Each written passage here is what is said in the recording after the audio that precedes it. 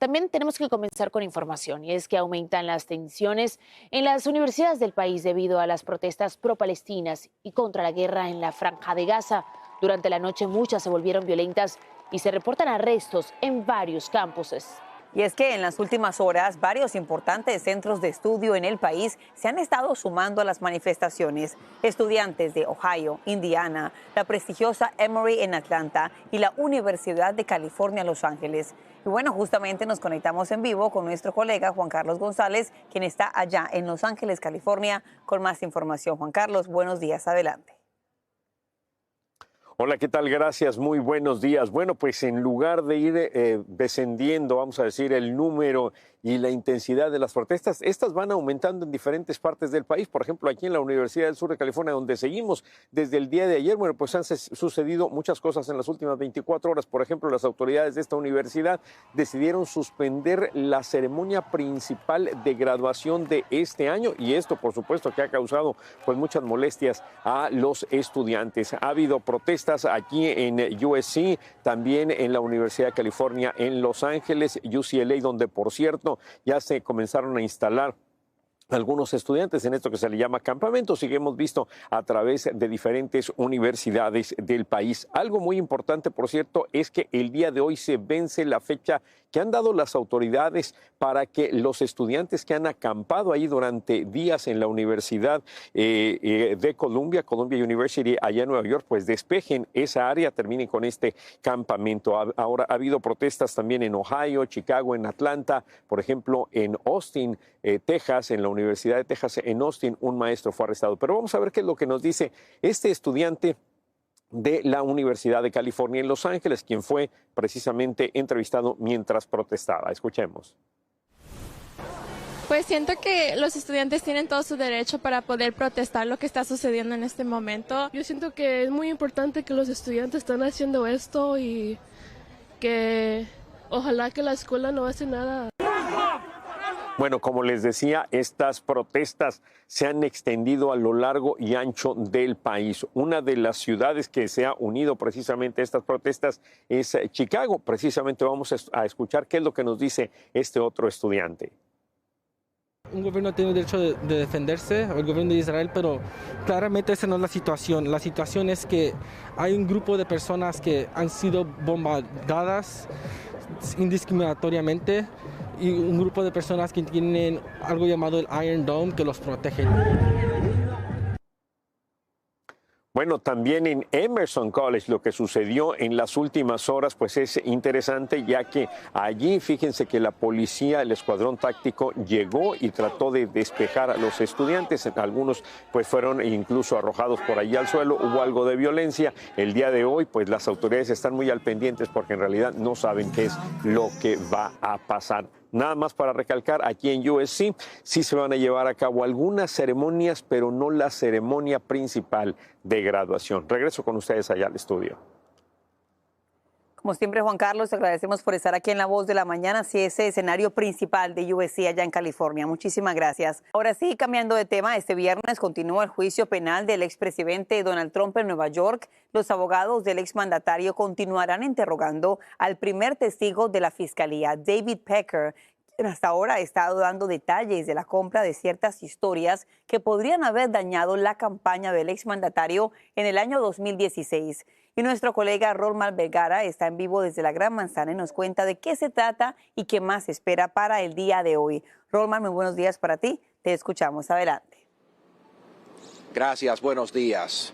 David Pecker, el ex editor del tabloide The National Enquirer, declaró ayer en el estrado haber sido partícipe del pago a la actriz de la Playboy Karen McDougal de la cantidad de $150,000 para no publicar su historia en 2016, una historia que hubiese podido dañar la campaña electoral del que describe como su amigo el expresidente Donald Trump.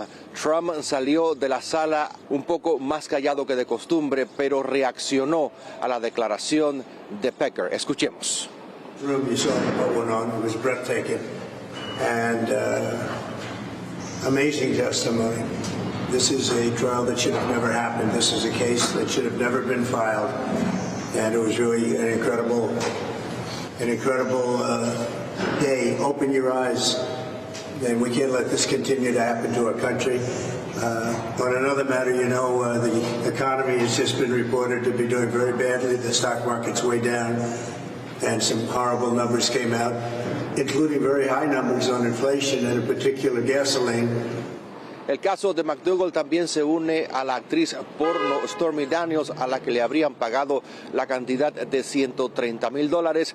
Trump habría falsificado la cantidad de 34 documentos oficiales, documentos de negocios para hacer estos pagos. Por eso enfrenta este juicio aquí en la Corte Criminal de Manhattan. Es lo que tengo por el momento desde Nueva York. Rolman Vergara para La Voz. Regreso ahora con ustedes. Queremos saber qué pasa este viernes. Muchísimas gracias.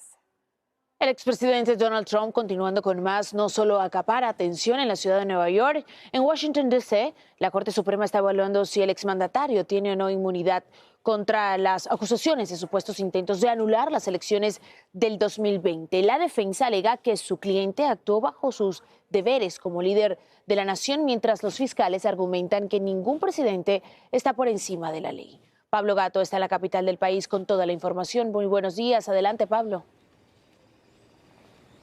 Muy buenos días desde la Corte Suprema en Washington, y esta ha sido una audiencia realmente histórica, no solamente por lo que pueda pasar con el presidente Trump, sino por todos los presidentes que vengan después, porque este fallo también le afectará si finalmente la Corte toma este caso. Los abogados del presidente Trump insistieron que un presidente no puede hacer bien su trabajo si no tiene inmunidad total en sus funciones, aunque hubo un debate sobre qué era exactamente lo que hacía como ciudadano privado y como presidente, digamos, ¿no? Pero hubo voces escépticas, como por ejemplo la jueza Sotomayor, que preguntó, bueno, entonces si un presidente en funciones de su cargo organiza un golpe militar, ¿esto sería legal? El abogado de Trump dijo que sí, porque antes de llevarlo a cualquier juicio, según él, tendrían que hacerle un impeachment o un juicio político en el Congreso y declararlo culpable, y solamente después se le podría juzgar. Escuchemos lo que preguntó la jueza Sotomayor. There's some things that are so fundamentally evil that they have to be protected against. If the president decides that his rival is a corrupt person and he orders the military or orders someone to assassinate him, is that within his official acts for which he can get immunity? It would depend on the hypothetical, but we can see that could well be an official act. It could, and why? Because he's doing it for personal reasons. Sin embargo, el fiscal especial Jack Smith fue muy crítico con esto. Dijo que no hay ningún ciudadano por encima de la ley en este país y que desde luego las funciones de un presidente no son socavar unas elecciones democráticas. Pero hubo voces más simpatizantes con lo que decían los abogados de Trump, por ejemplo el juez Kavanaugh y el presidente de la Corte Suprema John Roberts, ambos conservadores, que se mostraron más abiertos a que un presidente en el futuro pueda tener algún tipo de inmunidad por sus funciones, pero habría que aclarar exactamente cuáles serían los límites de esa inmunidad. Por lo tanto, una audiencia importante, decisiva, y ahora, ¿qué es lo que podría pasar? Pues que la Corte Suprema tome el caso, o que no lo tome, o que lo devuelva a los tribunales inferiores, al Tribunal Federal o al Tribunal de Apelaciones, para que vuelvan a revisar el caso, y paradójicamente podría volver a acabar aquí en la Corte Suprema. Un caso que podría marcar un precedente, un antes y un después definitivamente, por eso tenemos tanto la importancia y los ojos puestos ahí. Ahora bien, Pablo, ¿qué está pasando con otro de los casos que enfrenta Donald Trump, el caso de Jean Carroll? Pues la novedad en el caso es que los abogados de Trump pidieron que se hiciera otro juicio en el tema de la escritora Jean Carroll, pero un juez lo denegó y dijo que en realidad el reclamo era ridículo según ellos. Trump ya había sido condenado a pagar más de $80 millones. Hay que recordar que la escritora lo demandó por difamación y había dicho que la había abusado sexualmente.